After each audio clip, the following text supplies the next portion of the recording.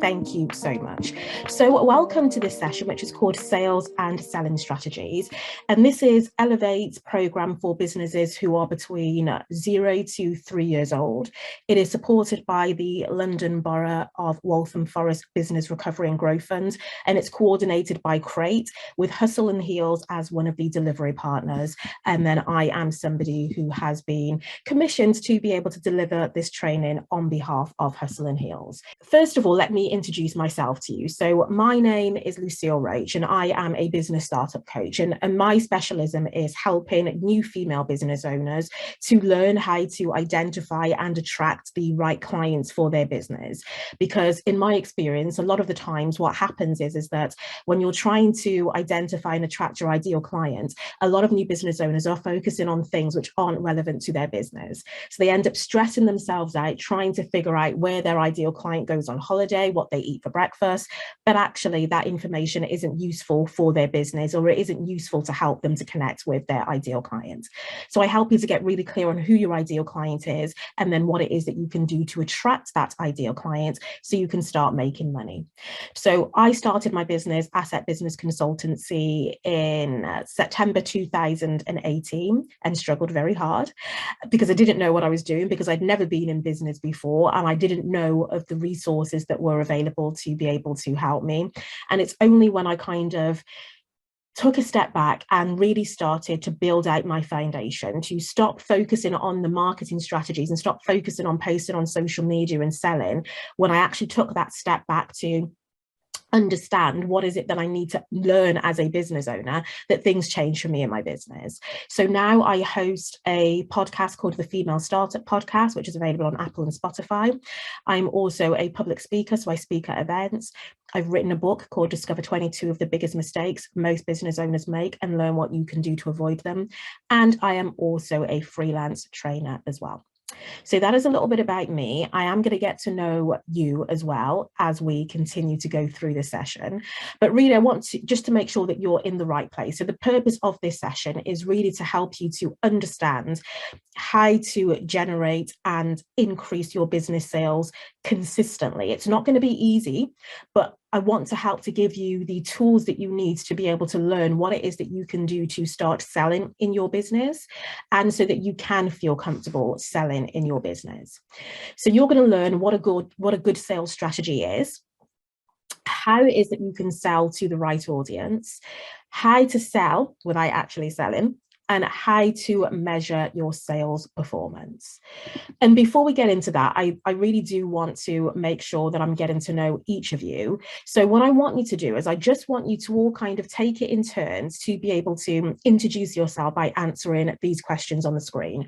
So telling us all what your business is. What is it that made you start it? Where are you on your business journey? Maybe you're like a year into it, you haven't started it yet. And then what it is that you're hoping to learn from today. So if we start with you, Jin, if you can answer these questions, please, just so that we can get to know you. Thank you. What's your business? I think I provide service for the university in China, and I provide the service for some, it's called international trading. Mm-hmm. Yeah. And what made you start? Before I come to the new country, I am a lawyer. So in the new country, I hope I could provide my service for the customer in China. Yes, I could help them to do some more things and connect it with the English countries. Yeah. Nice. And where are you on this journey? So like, how long have you been in business? Like, what stage of you are you in business? I have set my business for two years. Mm-hmm. I think for these days I need to use the social media to do more advertisement. Yes, yeah. and to make my work more standardized and could make the process simple and clear, and help me to provide service to more companies. Yes. Yeah. And that's one of the things that we're going to be talking about today is social media and how it is that you can use social media to help you to build your audience and then also to make those sales as well. So thank you so much for that. Another problem, sorry. For me, these days, I think because I'm a lawyer and I could cooperate with many high quality translator or lawyer UK here. So I am very confident about my service and product, but the problem is that I'm too busy because it's service. If we have some customer, we would make them happy about our service. So I think too busy. So how could I make the service and the product simple and clear and could make the customer satisfied is very important. Yeah, and that is so critical, because when I started my business, I was kind of in the similar situation where I was like, I'm so busy, I don't really have time to be able to bring in on new clients and things like that. And what you have to ask yourself is that, are you achieving your business goals? So if you're setting your financial goals for your business and you're hitting those financial goals, then it may be time for you to grow and to take on more people. However, if you're not hitting your financial goals, then maybe the activities that you're spending your time on in your business aren't the activities that you should be focusing on. Maybe there's something else that you should be focusing on. And so hopefully as we pursue through this session, you'll get to see some of the things that actually, oh, I'm not doing this, I need to focus more on that. So yeah, so that should be helpful. So thank you so much for sharing, Jing. I appreciate that. What about you, Charlene? Hi everyone, it's Charlene here. My business is I'm a therapist, an integrative therapist and a mental health coach. What made me, you might hear children in the background because I do care for children as well during the day. What made me start, I wanted to have more time freedom so I can work around my own children, but it didn't work out according to plan. I was hoping that I would be at that stage where I'll be employing staff and then I can take a little bit of a breather, but it seems to be quite full on for me at the minute. So it's ended up going in the other direction.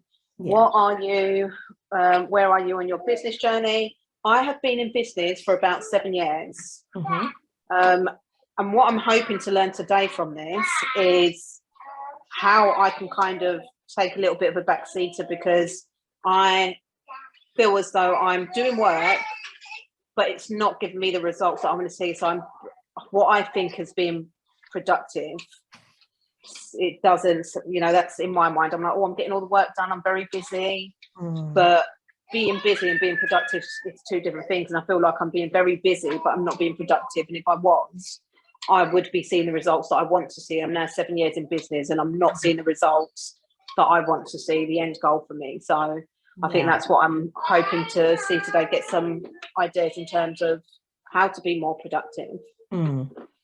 Good. And it's pretty similar to what I said to Jin then, that it might, again, I think it's common for a lot of business owners to be very busy, but then not have the results to show for it. And if that's the case, then that suggests to me that that busyness is being spent perhaps on an area of your business where you don't need to be spending as much of your time. And there's another part of your business that needs your time and attention. So hopefully we'll be able to unpack that today as well.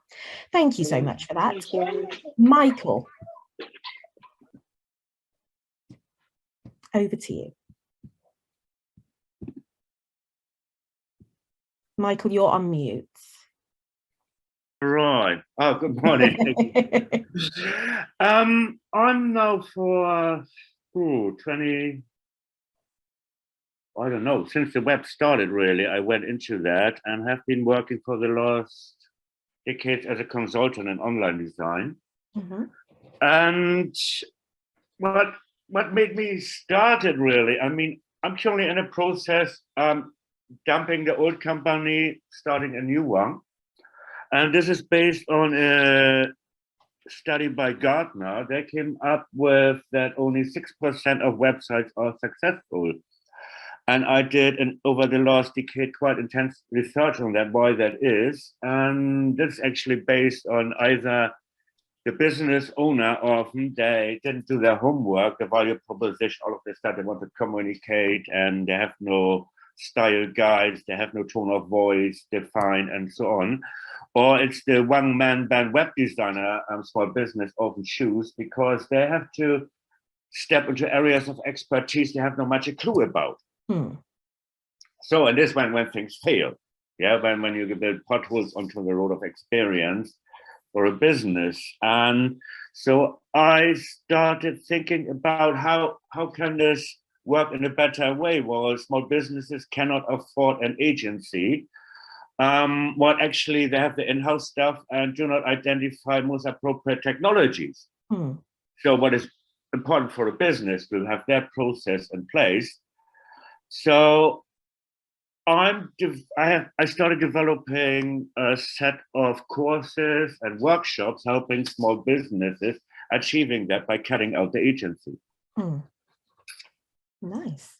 So, and where I'm now today, putting all of that together, have a bit of plans how I get out there with meetups and running workshops and so on. I've been working also as an IT lecturer for quite a long time.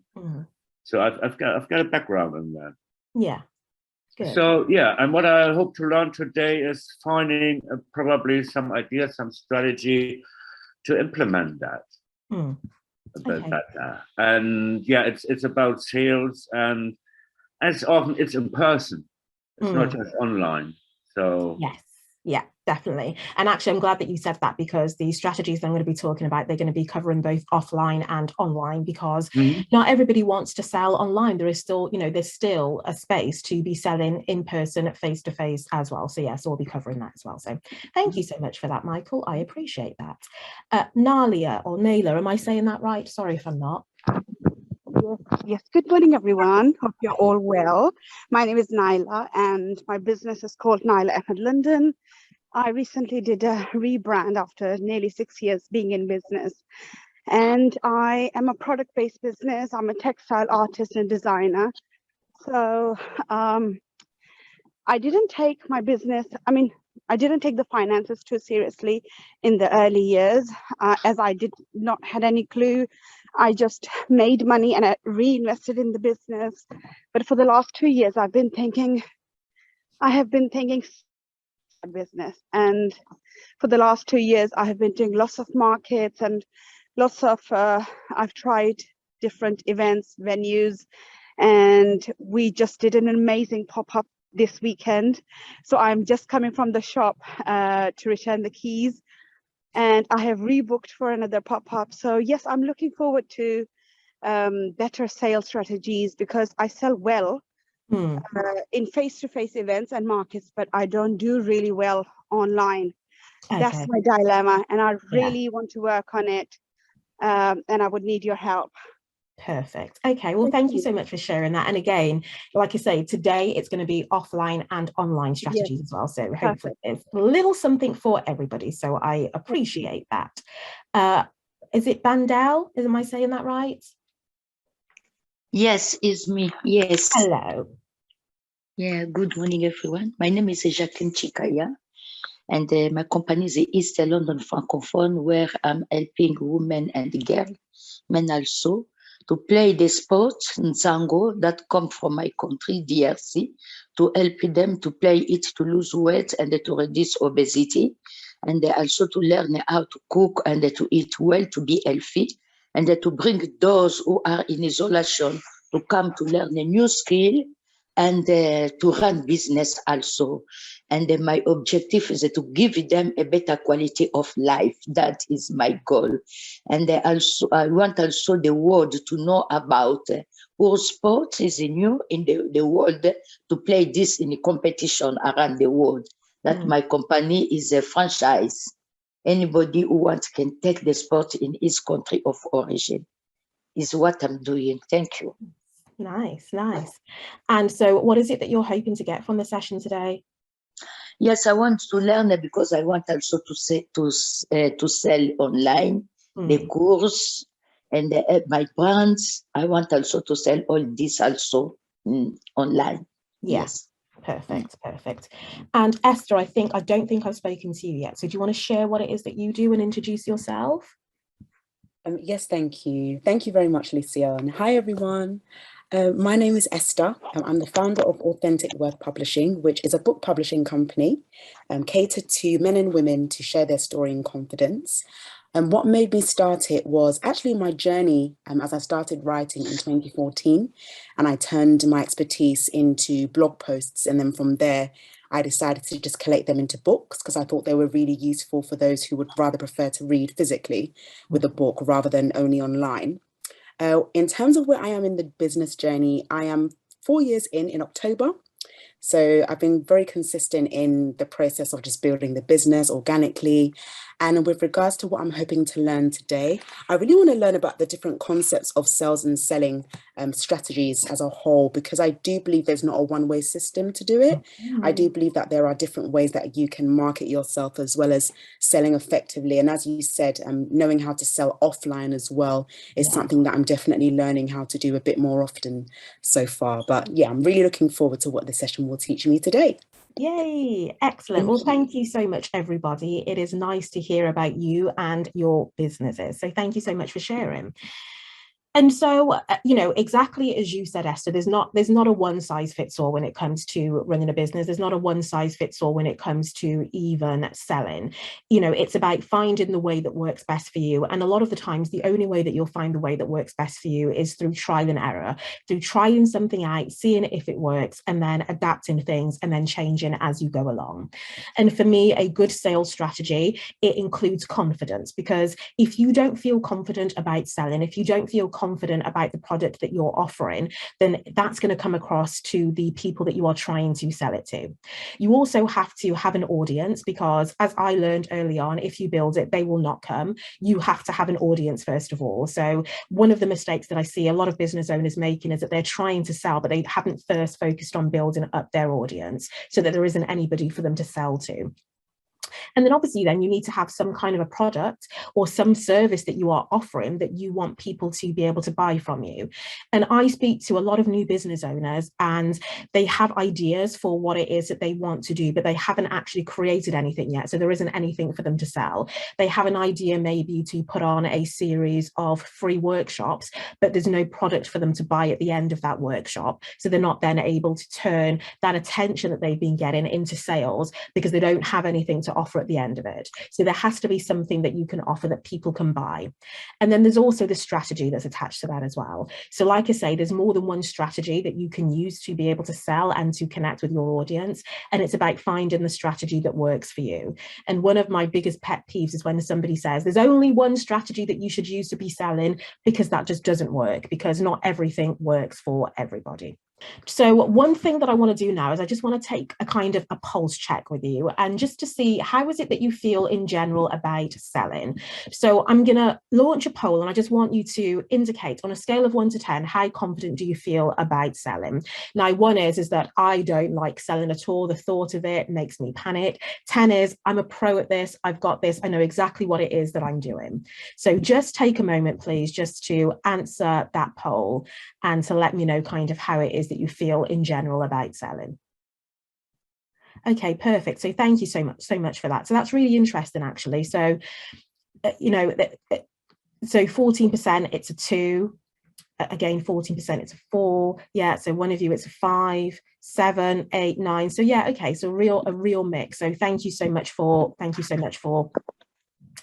providing your responses. It's always really helpful just to get a gauge of where people are on the spectrum and how they feel about selling in general. So thank you so much for doing that. Okay. And so when we talk about being confident about your products and your services, this is what I mean when I talk about being confident, because one of the things that I struggle with, and I know that a lot of business owners struggle with when they start out in business, is that they're not really clear on what their product is. So people will start to ask questions about their product, and they're not really clear about the results that their products can give. And you have to think about your product or service as almost like it's like a pathway to get people to where it is that you want them to go. So the product or your service that you're delivering is a means that you are delivering a transformation, you are delivering a result, and the product or service that you are offering is just a vehicle to get to that result. And so you have to be able to speak to that result that you're giving to people. You have to be able to explain to people what they're going to get as a result of working with you, or as a result of using your products or your services as well. And so Michael said, isn't confidence also about what part in the sales process? Sorry, can you just clarify what you mean by that, please, Michael? Yeah, it's just, you know your product, you may be passionate about that, but you have no really idea about how you price it. Pricing strategy is a different part. And closing, I have no idea about closing. Yes. All of those things are extremely important as well. You're absolutely right. And I think that again comes into the confidence element of it, because people are going to be selling in different ways. So you could be selling. So for me, for example, as a coach, a lot of my sales are made over the phone. And so for me, the confidence comes in when I'm selling on the phone. And like I say, knowing my product, knowing who my ideal client is, and then also knowing the process that I need to take them through to be able to get them to sell. And that comes to knowing your ideal client, right? So you need to be able to understand the potential objections they're going to have to your product or service, and you need to be prepared to respond to those objections so that you can take them through your sales process. But then also you have to have a process to take them through. And so that's what we're going to be covering when we're talking through sales and selling strategies, because for me, yes, I can talk to you about the strategies themselves, but there's no point in talking about the strategies if you don't have the fundamentals in place, first of all. And those fundamentals include things like having the confidence to be able to first put yourself out there and ask somebody to buy from you, and then also knowing and believing in the product or the service that you are offering. And so, like I said, when people are buying, people buy for one of two reasons. They buy to take them away from pain, or to move them towards pleasure. And you have to understand the motivations that are driving your clients' actions. So why are people buying from you? Why would people be looking for the services that you are offering? That's what you have to know about your clients. And again, that comes into knowing your clients, knowing your products, and knowing your services as well. So that's one of the things about confidence. Know your product, believe in your product, and also practice as well. Because I was saying earlier about sales calls, that I have to do a lot of sales calls. But when I started doing sales calls, I hated them.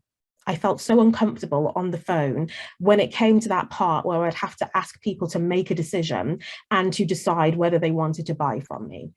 And the only way that I got better at asking people for the sale is to keep asking for the sale. So I had to keep building my confidence in asking for the sale. And at the end of each call, I had to assess myself and ask myself, okay, then, so what is it that I could do differently next time? What is it that I missed out on? Where is the opportunities that I missed out on? So practice is something, again, that's really critical to your success in terms of selling.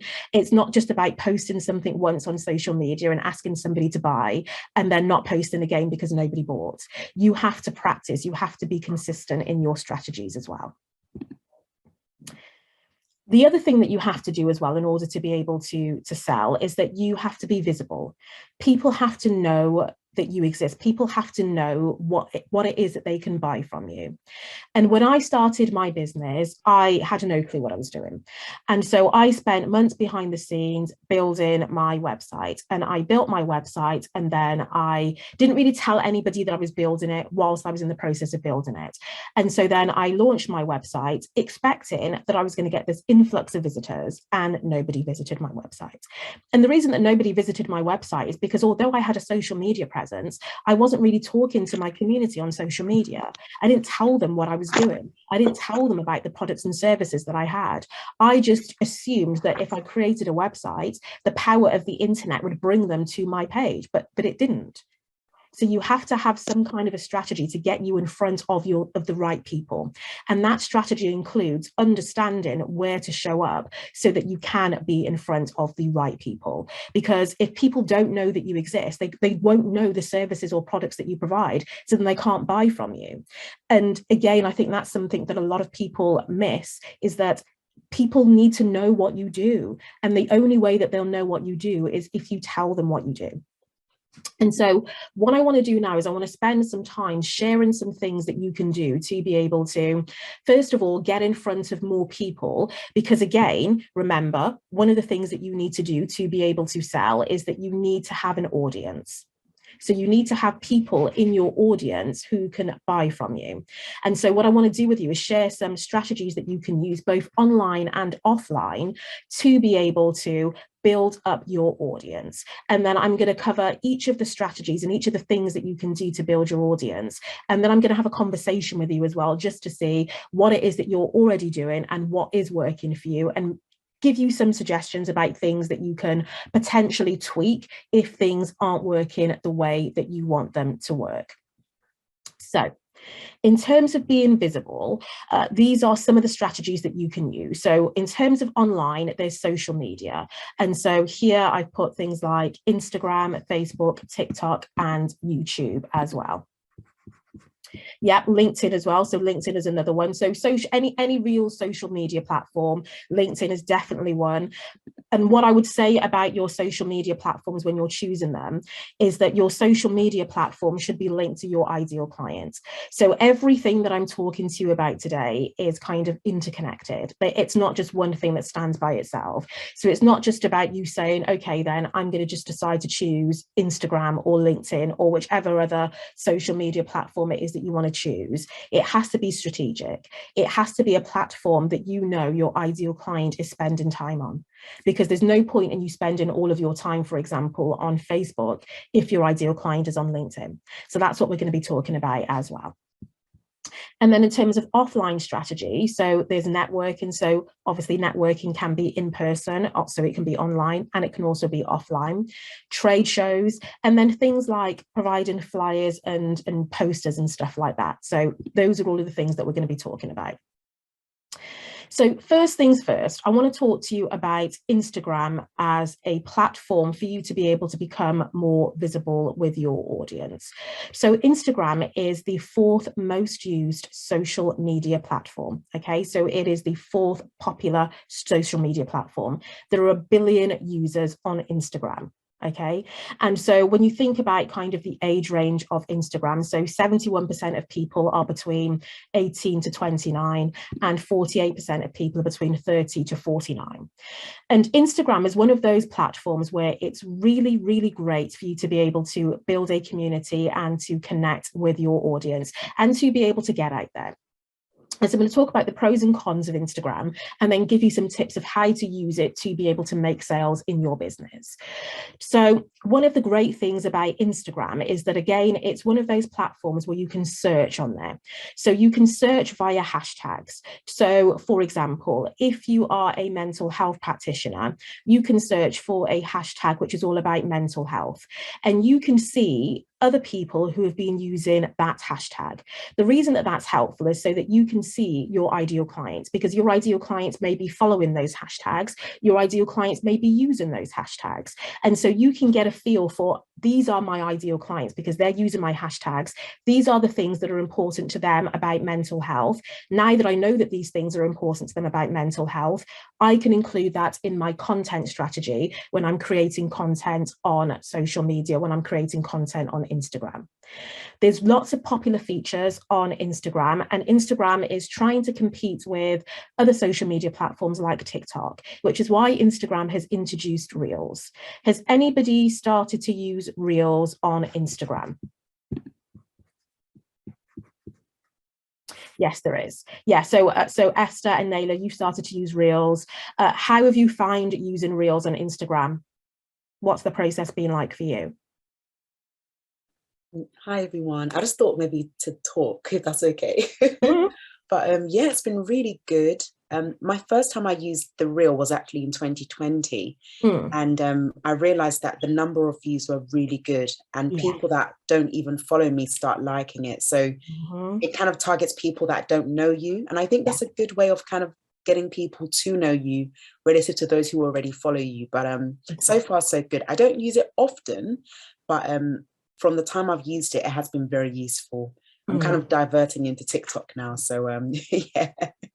So far, so good. Yeah. Yeah. And, you know, this is the thing, right? So like you've said, Instagram are pushing Reels so hard now because they want to compete with other platforms. They want to compete with TikTok. And so they are pushing Reels in front of more audiences. So if you want to be able to increase your reach, increase the number of people who are seeing your content, then Reels are a great strategy for you to use to be able to get in front of more people who fit the criteria of your ideal clients. And Naila said it was hard in the beginning, but now she is used to them. And I'm also going to give you some tips as well for how it is that you can use Reels in your business to be able to reach more people as well.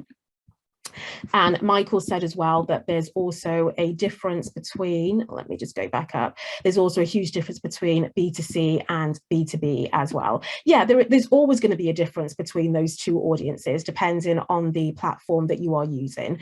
But Instagram is one of those platforms where I think it works, it can work well for both. So if you have an e-commerce store where you are targeting consumers, then Instagram works well for that because you can create a shop on Instagram. If you are like me, who you are targeting other business owners as well, that also works. And the reason that it works is because I'm a small business owner. I'm not like a huge entity like Amazon or somewhere like that. So people are more buying into me as the brand rather than as my business as a whole. So that's why I think Instagram works for B2B, so business to business, and business to consumer as well.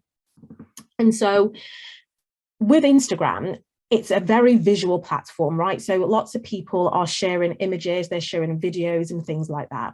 There are so many users on there. So your ideal client is likely to be on Instagram. The problem with Instagram is that because there are so many features on there, they can be a little bit of a steep learning curve. So it takes a while to be able to kind of get your head around, for example, how to use the Reels features and how to maximize the Reels features.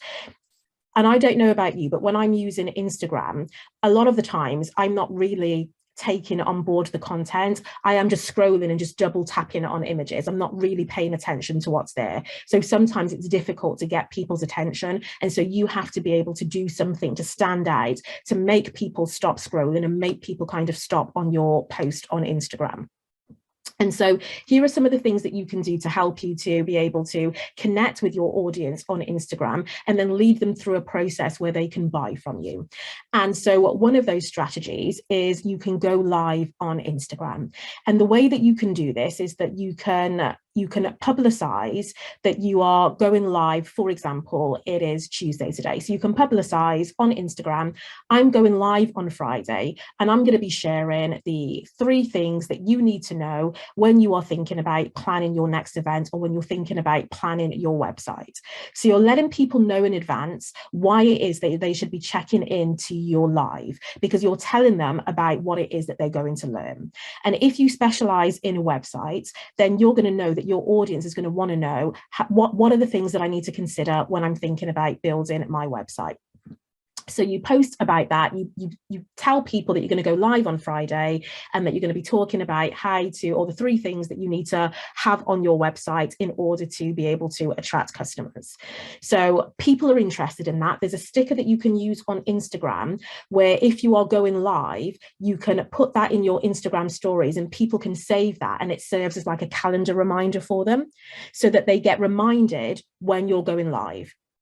So that's a really great tool to remind people that, oh, you know, such and such a person said that they were going live. You know, Esther said that she was going live at 10 a.m. on Friday. And now I have this reminder so I can make sure that I can log on to Instagram Live and to watch that.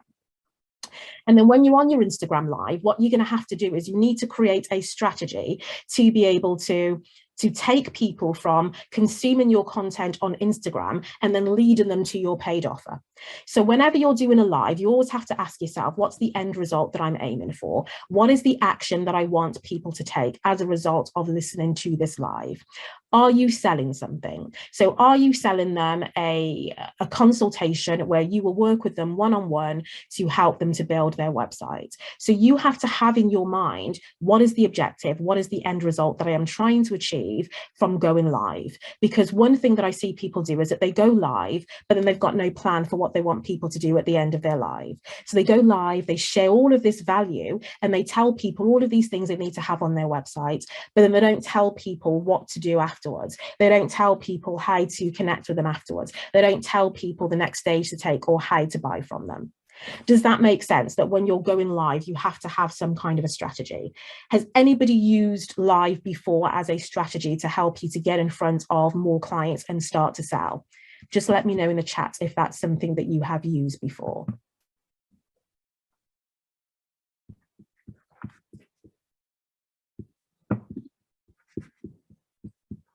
Let me go down. So Naila, you said that you have, so sorry, let me just see.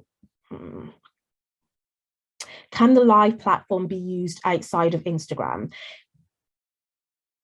I'm not sure 100% what you mean by that, Michael. Instagram Live is strictly for Instagram. However, other platforms, no, you can't use Zoom with Instagram Live, but you could do it in a Facebook group, for example. So you could use Zoom to go live on Facebook, and then you could record it. And yeah, so Naila said, yes, I've used live, but you make a very good point about what we need to tell them to do afterwards. Yeah, Naila, where to go and what to do, like follow up, exactly that. So if you're, because people are paying attention to you, right? You've got people's attention when they are live with you. And so you need to say to them, this is now what I want you to do. So people are prime, people have just been listening to you, people have just given you their attention. It is a prime opportunity for you then to say, now I want you to buy this thing that I am offering, because you've delivered value, you've shown people what it is that you can do, and that reduces the barriers that people typically have when it comes to buying. So it means that they're more likely and they're more ready to be able to buy from you. So yeah, so that's a really great tip. And then one of the things that you can do with your Instagram lives as well is that you can repurpose them as well. So you can use the content from your Instagram live to help you then with your content strategy. So you can break down the 3 tips that you shared in your Instagram live, and you can create posts for them for your Instagram as well. Thank you, Bandel, no problem at all. So you can repurpose your live for other things. One thing that you could do as well is that you could record your live on Instagram, and then you could share them via other platforms. Now, one of the ways that I do that is that I screen record. So because I can't download the live from Instagram, what I will do is that I will screen record it, and then I can repurpose that on other platforms then as well. So that's Instagram Live. So that's one thing that you can do if you're on Instagram, is use Instagram Live to be able to build that connection with your audience, and then have a plan where you're leading them towards a paid product at the end of your live. The other strategy that you can use are Reels, because as we've pointed out, Instagram are really pushing Reels now. So whenever it is that you record a Reel, Instagram are going to be pushing that more to the Instagram community, because they want people to use the Reels function on there. And if you don't know what Reels are very short video clips that you can record, and you can do lots of different things. You can do like a short demonstration of you cooking, you can record tips, you can do lots of different things. But the point with a Reel is that it should be designed to show your expertise. It should be designed to show what it is that you have to offer and what it is that you can do. So some of the ways that I use Reels is that I use them to deliver tips. So I use them to deliver really short tips to help new business owners to understand what it is that they should be focusing on in their business. And then the other way that I use Reels to be able to help me to get in front of more people is that I use the trending sounds. So on Instagram, you will be able to go through the explore page, and you'll be able to go through all of the Reels. You will be able to see which of the Reels are trending, because there's like a little arrow next to so if you know Reels, when you see the audio, so the audio will tell you this is what the name of the audio is. Next to the audio, there will be an arrow. That arrow indicates that sound is trending, which means that lots of people are using that sound, so it is popular. So because it is popular, Instagram again are going to be pushing it in front of more people. And as Esther said earlier, the great thing about Reels is that you can reach audiences who don't even follow you. And that's how you can gain new followers, because people see your Reels, they like the content that you're producing, so they then follow you, and they're now in your Instagram community, and then you can deliver valuable content to them through your content strategy, and then lead them towards a paid product that you are offering. Another thing that you can do is to use carousel posts. So carousel posts are those posts where you can have like 10 images on one post and people have to scroll through them. Again, it's a really great way for you to be able to deliver short tips to people. So you could have a carousel post again that says 5 ways to lose weight within the next 10 days. And each slide shares a different tip that you are sharing with your audience. And then the last slide again is your call to action, where you are asking people to take action. You're asking people to either download your free guide for more information. You're asking people to sign up to your 5-week program to help them to lose weight within 5 days. And then the final strategy that you can use with Instagram is through your content. So one of the things that I do in my business is that I create a content plan for my business, and I look at the next week or the next month of my business, and I decide what is it that I am going to be selling. So I focus on what my offers are going to be, and I create content around those offers. So one of my offers could be around how it is that you can attract clients. So I've got a client attraction call. So that is one of my offers. So if I'm promoting my client attraction call, then I'm going to be creating content around the importance of understanding your ideal client. I'm going to be creating content around what it is that you can do to be able to attract your ideal client, because all of that content that I am creating leads directly to my paid offer. So it makes sense. So it all kind of ties in together. Does that make sense? That when you're creating your content strategy, you have to be thinking about what is it that you want to sell, and you have to be creating content around that. So you are creating a streamline so that people can see your free content, consume that free content, and that free content then leads them to your paid offering. Does that make sense? Does anybody have any questions about that? I'm just going to pull up the chat. Yeah, okay, perfect. So thank you so much for that. So that's Instagram as a platform itself. And Instagram is really great, but again, you need to do some research to understand, is your ideal client on Instagram? And one of the ways that you can do that is by looking at your competitors and looking to see which social media platforms that they are on as well. And then you can get a gauge for, are my ideal client going to be on Instagram? So if my competitors are on Instagram and they've got the same ideal client as me, then the chances are that my ideal clients are also going to be on Instagram as well. So that's one of the ways that you can tell if your clients are on Instagram. Facebook is another place that you can use to be able to connect more with your ideal clients. The great thing about Facebook is that you've got Facebook groups. So you've already got groups of people who potentially fit the criteria of your ideal clients all in one place. So it becomes easy for you to search. So if you're a website designer, you can look for groups on Facebook which are about website design. And you know that all of the people in that group are going to be interested in website design. You again can search for people by speciality. So you can look for people, you can search for business coaches. So if your ideal client is a business coach, you can search for business coaches on Facebook, and you can connect with business coaches on Facebook, and then you can start to have conversations with them through the DMs. Just check the comments. Yeah, exactly. So like you said, Naila, Facebook groups, really, really resourceful.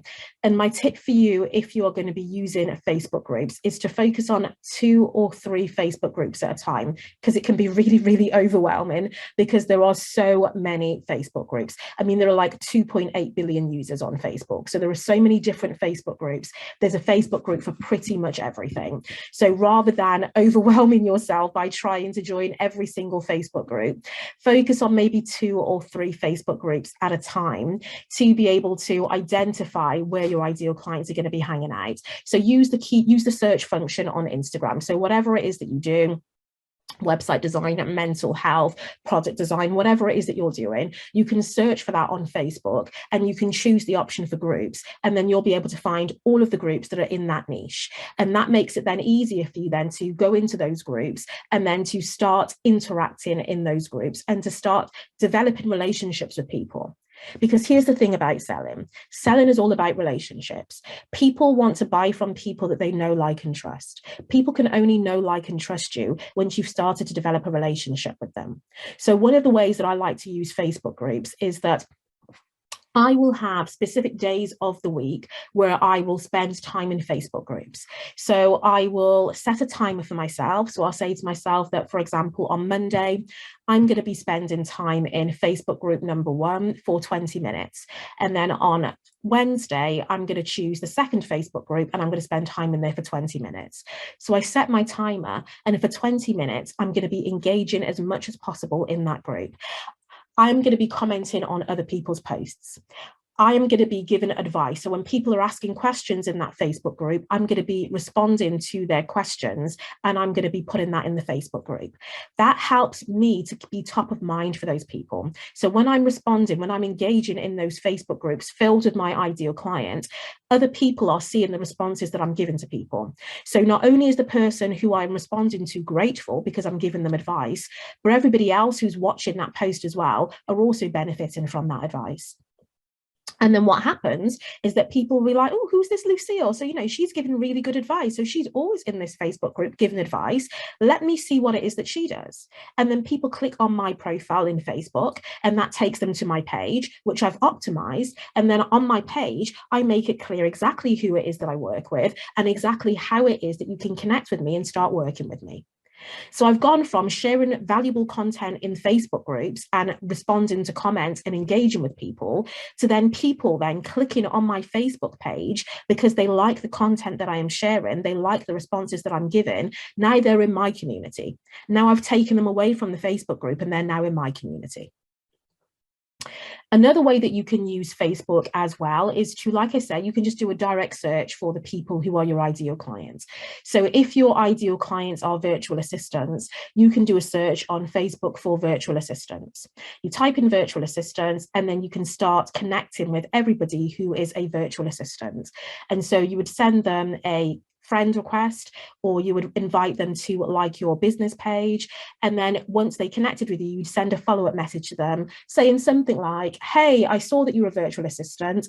I specialize in helping virtual assistants to be able to attract more clients and to help them to make 6 figures in their business, whatever it is that you do. And I've got this free resource that you might find useful. So do you want me to send you a copy of this free resource? That person then says, oh my gosh, yes, if you're going to help me to reach 6 figures and you're going to send me something for free, absolutely send it to me. What that does then is that it moves the conversation away from Facebook. That person is now on your email list. You can send emails to that person. You can build a relationship with that person. And then you can ultimately sell to that person through the emails that you send to them. And so whenever I think about social media, my ultimate aim is always to take people away from social media, because I don't own Instagram, I don't own Facebook, I don't own any of those platforms. So I'm trying to always move people away from those social media platforms and moving them to where it is that I want people to go. And where I want people to go is my email list. Because once I have your email address, that's information that I have. Even if my email provider stopped working or stopped servicing me, I'd still have that email address. I could go to another email provider and I'd still be able to keep in touch with you. If Facebook decided we don't want to do this anymore, we're just going to stop functioning, and you're relying on Facebook solely to be able to sell, then you've lost your main sales pipeline. So for me, whenever I'm using social media is a means that I am using to channel people to my email list. I'm trying to take people away from social media and onto my own email list. Another thing that you can do with Facebook as well to be able to help you is to create your own content strategy. So similar to Instagram, think about the product that you are trying to sell and then make sure that you're creating content that's linked to that. So Michael says, how do you manage your email list? Is it GDPR compliant? Absolutely, and 100% it is. So that's a great question. So what you're doing when you're asking people if they want your free gift, what I do is that I'm directing them to what I call a landing page. That landing page is a single page where it's got a picture of my free gift, it's got a description of my free gift, and it's got a form on the page. And then I'm saying to people, if you want this free gift, what you have to do is you just have to fill in your name and your email address, and then tick this box to say that you are happy for me to send you emails. And then they tick that box, they say, yes, I'm happy to receive emails from Lucille. And then with my automations that are set up, as soon as they complete that form, as soon as they click submit, my free gift automatically gets sent to them and they automatically get added to my email list. And it's GDPR compliant because I've asked them for their permission. I've got a privacy policy that's attached to it as well that they can read, and they can see how it is that I'm going to be using their data. So that's the way that you would do it. If I was DMing somebody, and I've done this before, and I've asked them to, and I've just said to them, for example, oh, you know, I've got this free gift. Do you want this free gift? What I will do is that I will ask them in my email, are you happy for me to add you to my email list to give you this free gift? And then I will use that then as their consent. And then what I will also do is I'll have a double opt-in so that when they get added to my email list, an email gets automatically sent to them where I ask them to click on a button in the email to say, yes, I am happy to receive emails from you. As soon as they click on that yes button, they get sent all of my emails as normal. So I hope that that answers your question, Michael, and helps you to understand how it is that you can be GDPR compliant. So have a privacy policy, have a checkbox that people are ticking to confirm that they've read the privacy policy, and also make sure if you're using emails as well, that you've got a way for people to unsubscribe from your email list as well. So make it easy for people to unsubscribe if they no longer want to receive your emails as well.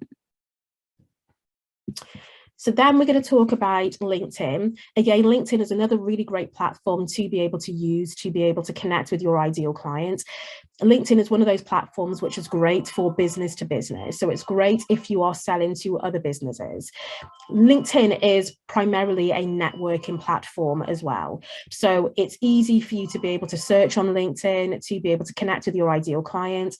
And similar to how I said on Facebook, you can send them a direct message and use the same strategy that I suggested, where you say, hi, I am a coach. I help career coaches. I'd love to connect with you. I share lots of valuable content. So connect with me here on LinkedIn and you'll be able to see all of the content that I am sharing. So LinkedIn, one of the ways that you can use it is to make sure that your profile is really clear. Because LinkedIn, again, it's almost like a search engine, right?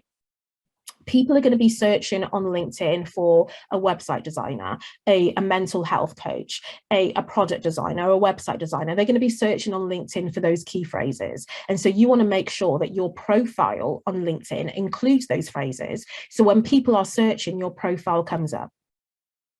You can also make connections with your ideal client daily. So like I say, if your ideal client is a virtual assistant, then what you're going to want to do every single day is to make sure that you're sending connection requests to virtual assistants so that your entire audience, or most of your audience, consists of virtual assistants. So that when you are posting content, then you're going to be posting content which is specifically geared around helping virtual assistants to get more clients. And so because your audience is filled with virtual assistants, that's going to be content that you know that they're going to love and they're going to enjoy. And again, your content, it's all about leading people to your paid offer.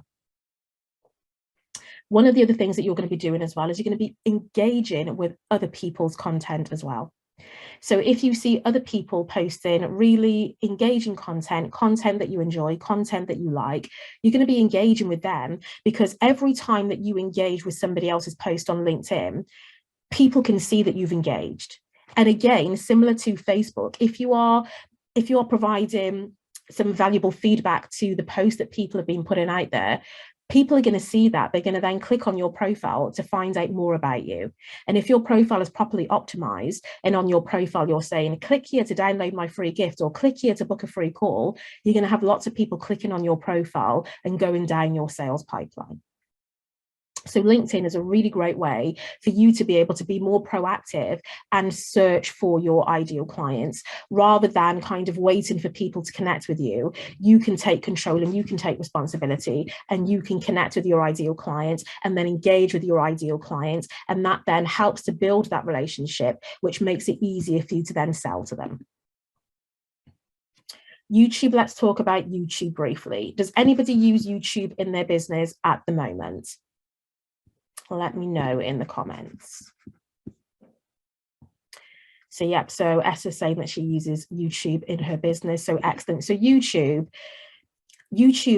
because of the pandemic, YouTube became so much more popular, right? So many more people started to use YouTube to be able to learn, to be able to consume content. So Naila says, I used a channel a few years ago, but never got around to it. Same, Naila. I created a channel on YouTube and then I kind of just let it fall by the wayside. But YouTube is another great way for you to be able to get in front of your ideal audience, because YouTube is second only to Google as a search engine. So in other words, people are going to YouTube to be able to search for things that they need answers to. So Michael says no YouTube for copyright reasons. What do you mean by that, Michael?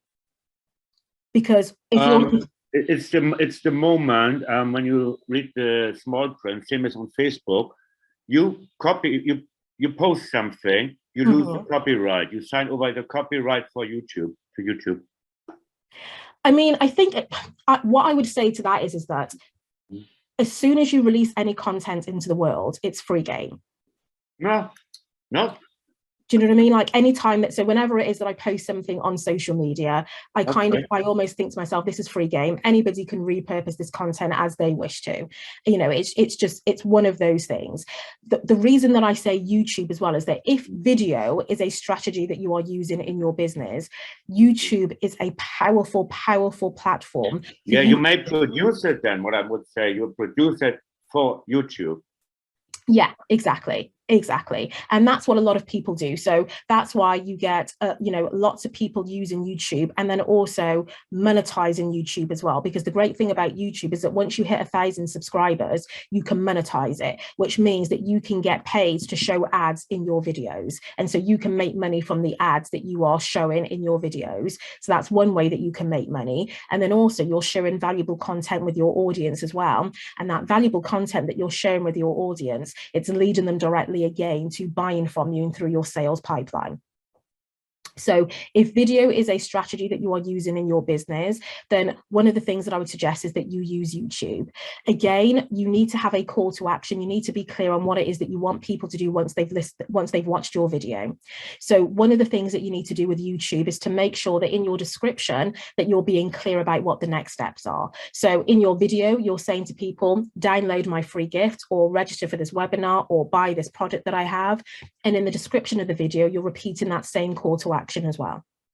You also need to make sure that you're using keywords when you are posting your video on YouTube, because as I say, YouTube is a search engine. So people are going to be searching at YouTube for specific keywords. So if you're using the right keywords, if somebody goes onto YouTube to figure out how is it that I can grow my own vegetables at home, if you've got a keyword that says how to grow your own vegetables at home, then your video is going to come up. It may not come up in the first few pages, but it's going to come up in the search, which means that you're going to be able to reach wider audiences by using the right keywords to be able to engage with people. And the reason that I'm covering all of this, the reason that I'm telling you all of these things is because sales just doesn't happen. Sales just doesn't happen because you want to make a sale. You have to build an audience. You have to have a platform, first of all. You have to have that visibility, first of all. People have to see you. People have to know what it is that you are offering. And then once you have that audience, then it makes it easier for you to sell to them. Okay.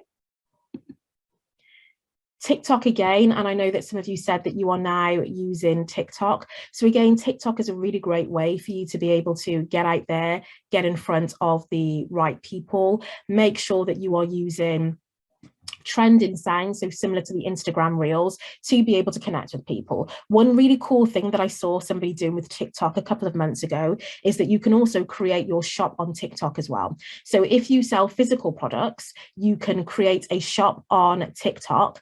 And this person did a live on TikTok and they did a sale which was specifically for TikTok.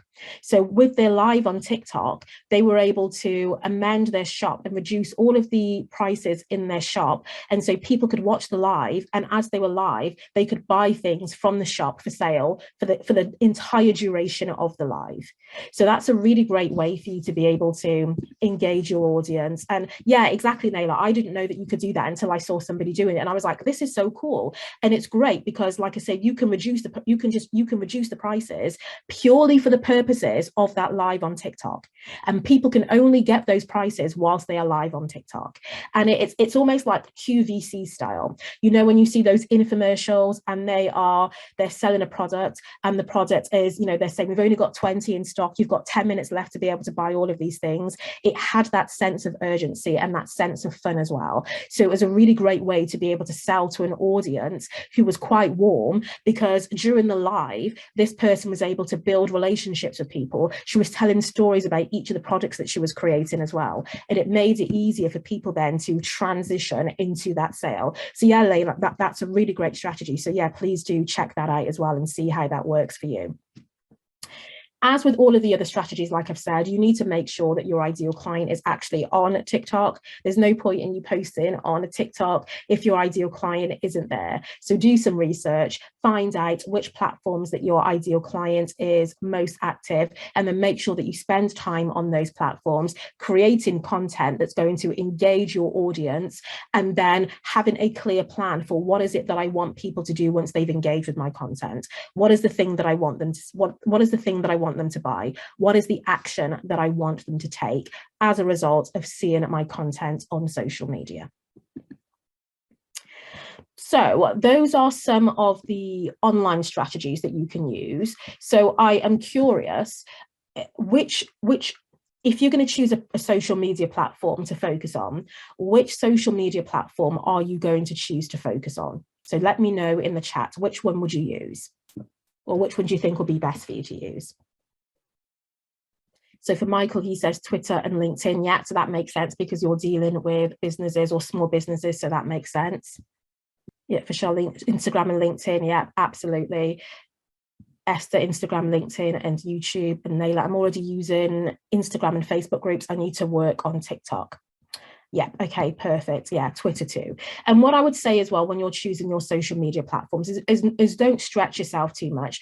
Don't try to be on all of the social media platforms. Choose two social media platforms, choose one or two social media platforms that you're going to be present on. And for example, if you are going to be on Instagram, LinkedIn, and TikTok, what I always do is I always have my main platform. And then what I do is that I create my content for my main platform. So maybe my main platform will be Instagram. And then I will repurpose the content that I create on Instagram for the other social media channels. So I'm not having to spend so much time creating separate content for LinkedIn, separate content then for TikTok as well. So the live video that I recorded for Instagram, I can turn into a post for LinkedIn. I can turn into a post for TikTok where I'm sharing the tips in a trending video. Yeah, okay, yeah, perfect. So yeah, so Naila, my main platform is Instagram and automatically post on Facebook and Twitter.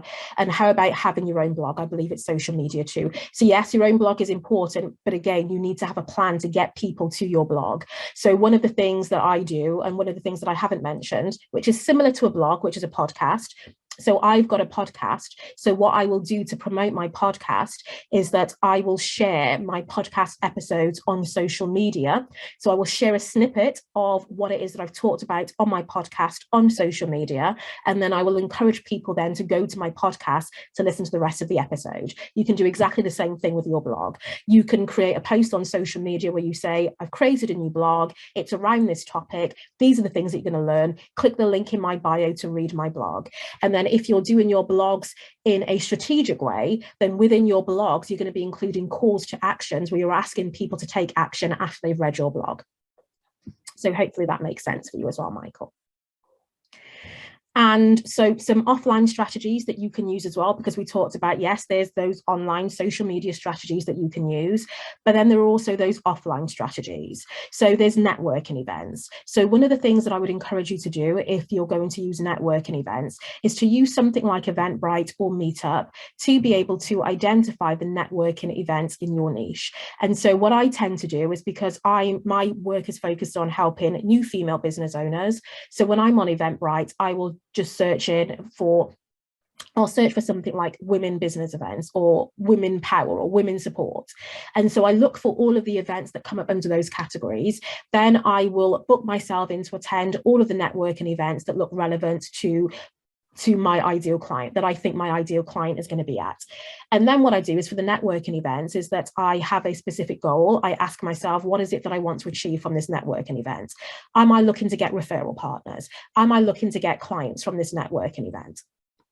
And then what I will do is that I'll create a pitch. So I'll create a pitch that introduces myself to the community. So most networking events gives you the opportunity to be able to introduce yourself. So similar to how it is we did at the start of this session, you all introduced yourself and explained what your business was.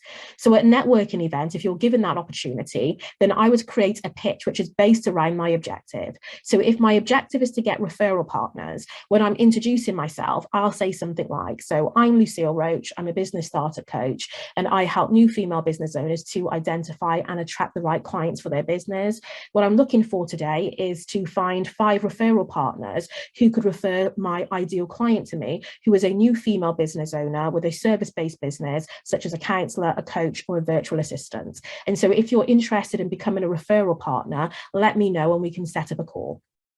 So I'm making it clear in my pitch what it is that I want to get from the networking event. And so people who are listening to that pitch on the networking event, they're going to be thinking, oh, I know some people who fit the category of what Lucille described. So let me connect with her so we can talk about referring people. Then the other thing that I do as well is that I have a follow-up plan. Yep, you can also run your own meetup. There's a cost attached to that, but yet you can absolutely run your own events. You can run your own networking events. You can just advertise your own networking event on Eventbrite and you can get people that way. So you can do it in whichever way feels right for you. For me, at this point in my business, it feels like a lot of effort for me to run my own networking event. So I just utilize other networking events that are already in existence as well.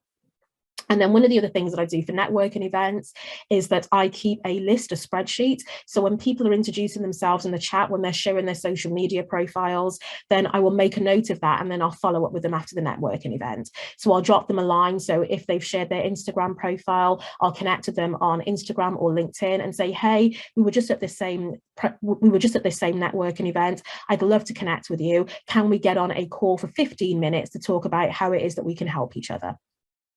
And so that's another great way of getting sales, because what I'm doing is that I am increasing my network to be able to reach even more people, because I could meet somebody at a networking event who has an audience filled with my ideal clients, but they don't provide the same service as me. So I could serve their audience by fulfilling a need that they can't provide. And that could lead me to doing a live in their Facebook group. That could lead them to being a guest on my podcast, for example. And that then helps me to be able to make sales then in my business. Similar to networking events then is exhibitions. So again, you can research events in your niche. So I, for example, will be researching business events, and then I will go to those business events. So there's 2 ways that you can do this. You can either go to these business events or trade shows as a guest, where you are networking with other people in person. You're getting into conversation with people. Maybe you've got a business card as well. So you've got your pitch already prepared. So when you're introducing yourself to other people, you're saying to them, here's my card. If you're interested in the service, let's have a conversation. I'll give you a tip for what it is that I do at networking events. On my business card, I've got a QR code. On the back of that QR code, so that people can scan that QR code and it takes them directly to my booking page where people can book an appointment immediately with me. Because what I find is that when you go to exhibitions and you go to events like this, you're talking to so many people, so many business cards are being exchanged. By the time you get home, you're left with like a collection of business cards and you can't really remember who it is that you were talking to. Exactly, same as conferences. You can't really remember who it is that you were talking to. Whereas if you have a means by which you can get people to connect with you immediately and to book a call with you immediately, it just makes that process so much easier. Another great way that you can use exhibitions is that you could exhibit at the event itself.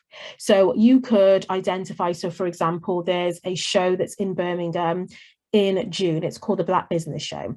So if I wanted to exhibit at that show, then I would book a stand at that show, and then I would make sure that I have all of the equipment that I needed. So I would have to identify what equipment would I need to be able to exhibit at this show. So I'm going to need to have a banner so that people can see my banner from a distance and they can see what it is that I have to offer. I'd need to have a table, and I'd need to either have my book on the table, or I'd need to have some service that I'm offering that day that people can access for free.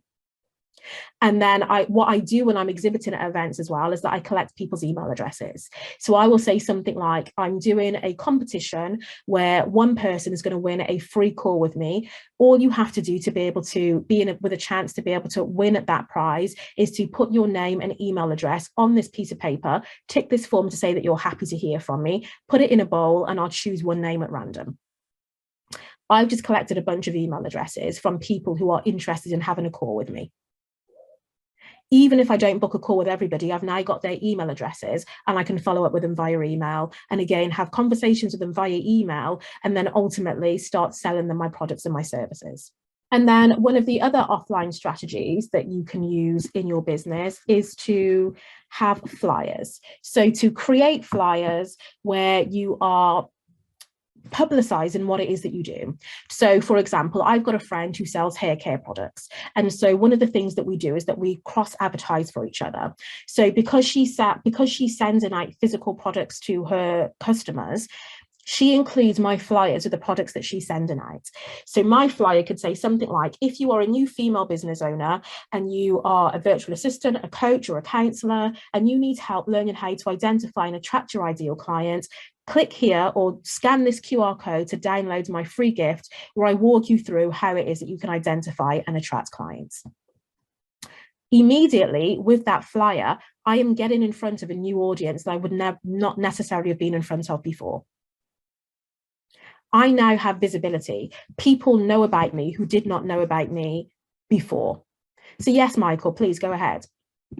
Yeah, I've been twice asked, a friend, he was a carpenter, and he asked me, can you create some flyers, some cards? And well, what he's doing with the cards, he places them in an area he likes to work. Yeah. You can use it same as with cleaners. Create a card, nicely printed, and drop it through the letterbox. Exactly. So what I did with him, and I said, oh, the most important thing is when people get it through the letterbox, they pick it up and put it straight in the bin. So what to do about that? First is it's a touch. If you use the right paper, it's a bit like silk mud, sticky between the fingers, it's a little bit thicker. People put it up and it sticks in their fingers. So then comes the colors, whatever you use. So they put it on the side. They don't put it in the bin. So you won already. They would look later at it. Yeah, it really is about capturing people's attention with your flyers, because you're right, people get so many flyers through the door that it's easy to ignore. Whereas if you've got a flyer that's really bright and the colors are vibrant, or the font is different, or it says something on there that's really attention grabbing, then people are going to pay more attention to it. As I said, it's the quality of the paper, and it needs to be really offset print, no digital print, so be careful with that. Exactly. It makes such a difference. And another great strategy to use as well, and I've seen it happen in my neighborhood, is that if you are a gardener or something, or if you're doing work at somebody's house, then you just put a flyer through the doors of the neighbors, or you knock on the doors of the neighbors and you say, look, I've just done some work for your neighbor. You can see the quality of my work there. So if you're interested, I can give you a quote, and I can do the same thing for you as well. Yeah, but also choosing the area you want to work where people pay you better. Exactly. And that's what it's about. It's about targeting the right area. So for example, if you know that there's like a local community centre that you have that your ideal clients tend to frequent, you can ask the community centre if you can stick your flyers on the notice board. So again, when people go to that community centre, if you've got a flyer that's really well designed, that the fonts are there, that you've put real thought into the headline that you're going to use to be able to get people's attention, people are going to see it, and then people can connect with you. And all of these strategies are about helping helping you to get people through your pipeline, because it's very rare that it's going to happen where the first time that somebody sees you, they're going to buy from you. They need to develop a relationship with you first. And everything that I'm sharing with you now is about helping you to be able to develop that relationship with your ideal clients so that you can ultimately sell to them. And so a lot of the times when people aren't selling, it's because they haven't taken the time to be able to nurture that relationship with their ideal clients. Yeah, it's absolutely building a customer journey. You need to understand how your clients will find you, and then the process that you're going to take each of your clients through to get them to buy from you. So it's all a process, and it's all part of that strategy. It's all part of that customer journey. And like I was saying earlier, it's all about also being clear on who your ideal client is. You need to know where it is that they hang out. There's no point in you being on Facebook if your clients are on LinkedIn. You also need to know what type of content it is that they like to consume. So one of the ways that you'll be able to find that out is, if you're using social media as a strategy, is to look at your analytics. On your analytics, you can see the type of content that's been the most popular for you. For me, one of the things that I realized in my business is that my audience likes my carousel posts. So those carousel posts where there's like, you can have up to 10 images per post. My audience likes that because it's bite-sized tips that they can just scroll through and kind of take on board without having to read this massive piece of information. So because I know that that's what my clients like, I create lots of carousel posts. I know again that reels do well in my business as well. So I'm going to create more reels for my business as well. The other thing that you need to do as well is to focus on the benefits of your products and your services and not the features. And I'm going to go on to explain what I mean by that. So when I'm talking about features and benefits, features are the elements of the product or service. So features are things like it's black. Features are, it includes 3 coaching sessions. It's the elements that it includes. The benefits, it's how that's going to help the buyer. So for example, if I say, for example, so I'm going to use this example here. So a feature of an iPhone is that it's got 10 gigabytes. Okay, so that's a feature of it. But what does that mean? What's the benefit of that? The benefit of that means that you can store thousands of photographs without having to waste your memory or having to delete any photographs. So when you are selling to people, it's not so much telling them what the features are, it's about telling them what they're going to get if they buy from you. If you are selling website design, what's the benefit of hiring you as a website designer? Well, the benefit is that you're going to be able to help them to learn what to do to potentially get clients to their website so they can start selling their products and services. You're going to be able to help them to showcase their products and services in a more compelling way so people want to buy from them. So when you are selling, think about what is the ultimate benefit that somebody is going to get as a result of buying my product or service. How will their life be improved as a result of using my product or service? Because remember I said earlier, people buy for one of 2 reasons: to take them away from pain or to move them up towards pleasure. So what is it that people are going to get as a result of using your products or your services? Let them know what those benefits are, because that's the thing that's going to be more inviting. So when I'm selling so I've got this thing called a power hour, which is just a 60-minute consultation where you can get audio and text advice through your phone. That's the feature. The benefit of that is that you don't have to sit in front of a Zoom screen. You can ask me questions from anywhere in the world. You can be in the bath and you can be using your phone to be able to ask questions. Because I'm giving you responses directly to your phone, you've got copies of those responses saved. So whenever it is that you're working on your goals, a week from now, a month from now, you'll be able to go back to the message, play it or read it and listen to the advice that I gave you. That is a benefit. So it's about really focusing on what are the specific things that my clients are going to get as a result of buying my product or service. And the way that I like to do this exercise is that I will write out the feature. So I'll say something like you get 3 coaching sessions. And then next to that, I'll write out, well, what's the benefit of that? How will those 3 coaching sessions help my clients? So I could say something like you get 3 coaching sessions, which means that I've got the time to be able to really understand your business and give you strategies that work specifically for you and your business. So do you see the difference between the features and the benefits and why it's so important to focus on the benefits? So that's what I would encourage you all to do. Take the time to be able to look at the product or service that you're offering, list out the features of the product or service that you're offering, and then also what's the benefit of that feature? How is that going to help your client? Because that's what's going to help you to sell. The other thing as well is that you can use to be able to sell without selling is to use social proof. How many times have you bought something because somebody else has told you that something was good, or because you've seen a testimonial from somebody else raving about this thing that they've just bought? You go on Amazon and you read all the testimonials or you read all the reviews. That helps you to then buy something because you've seen it. You've seen that somebody else has benefited from it. So use social proof as well to help you to sell without selling. So make sure that you're asking people for feedback on your products and services. Make sure that you're asking them for permission to share that feedback, and share that feedback on your social media platforms as well. Share that feedback on your websites so that people can see how you've helped other people. That then encourages them to sell without you having actually to do anything to sell. And that's happened before, like where I have posted testimonials where I've shared stories of how I've helped other people. It wasn't even a sales post, it was just a testimonial post. And then I've had people contact me because of that testimonial saying, oh my gosh, I love how you've helped this person. Can we have a conversation about working together? And I didn't even have to sell them anything because they saw the social proof. And that's all they needed to see. Yeah, exactly. Case studies as well. Case studies are powerful. And exactly as you said, Esther, it's organic and they can hear from somebody else, because it's great for you to talk about how amazing you are and how amazing the product or service is, but you're a little bit biased, right? To hear from somebody else, to hear how amazing your product or service is, that's like, oh, okay, that's, that's even better. And also what that does as well is that, depending on what it is that you're doing, it helps to promote your client as well. So whenever I share a testimonial from my clients, I'm also promoting them as well, because then people are checking out their Instagram profiles to see, well, who is this person? What is it that they do? And then the other way that you can sell without selling is to demonstrate your expertise. So you are all in business because you are experts in what it is that you do. And to be able to, and you need to be able to demonstrate your expertise with the content that you are creating.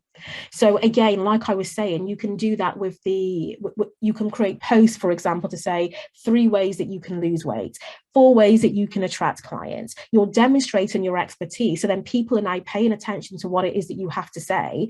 They trust you as an expert. They trust you as somebody who knows what it is that they are talking about.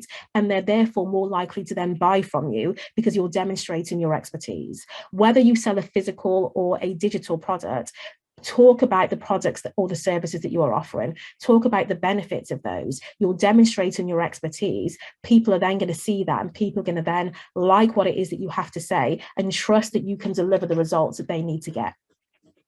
And then I'm just going to share some quick strategies now, just before we wrap up, to help you to be able to measure your performance. So the first things first is that you have to have some kind of a financial goal. So whenever it is that you're selling, a really great thing to do is to have a financial goal, so you know what it is that you want to achieve. Do you want to sell 10 books? Do you want to book 5 calls? Have some specific goal so that you know how far or close you are to being able to reach that goal. Knowing your products or service, I don't know what that means. Knowing your products and services, how many do you need to sell to reach your goal? So if you sell something for £100, for example, then, and your target is £1,000, and you know you need to sell 10 of those to be able to reach your goal. And then you also need to know what your conversion rate is as well. Your conversion rate is the number of visitors or the number of people who saw your offer versus the number of people who bought. So for example, if you have 50 people who land on your website, and of those 100 people that land on your website, 50 of those people buy, your conversion rate is 50%. Those are really key things for you to know in your business, because once you know your conversion rate, you know how many visitors you need to get to your website to be able to hit your sales goals. If you do sales calls and you speak to 10 people and you make 2 sales, your conversion rate is 25%. So you know that for every 10 people that you speak to, you're going to make at least 2 sales. That helps you then to set your goals in your business so that you can say to yourself, okay, then, so I need to get 4 sales in my business, which means I need to speak to 20 people, which means I need to be doing things in my business to get 20 people on the call with me. Yeah, and Naila, when you're talking about your conversion rate is poor, there are things that you can do about that. So if your conversion rate isn't what you want it to be, then do what I said at the beginning. So however it is that you are leading people to convert, assess the process that you are using, see what it is that's causing people not to convert, because sometimes it's all about tweaking 1 or 2 things. So here are a few things that you can do if your conversion rate isn't great. If it's on your website and people are landing on your website but they're not clicking anywhere else, that suggests there's something about your homepage. So one thing that I always suggest to do is change one thing on your homepage, wait for a week, monitor it, see if that makes a difference. If that doesn't do anything, then change one other thing on your homepage, monitor it for a week and see if that makes a difference. Because the problem is that if you start changing lots of different things on your website and then you start converting, you won't know what that one thing was that made the difference. Whereas if you change things one at a time, then you can test and you can see what difference that one change was that you made. Does that help? It really is all about, like I said, trial and error, seeing what works and then trialing it out for a bit and then assessing the results that you get from that.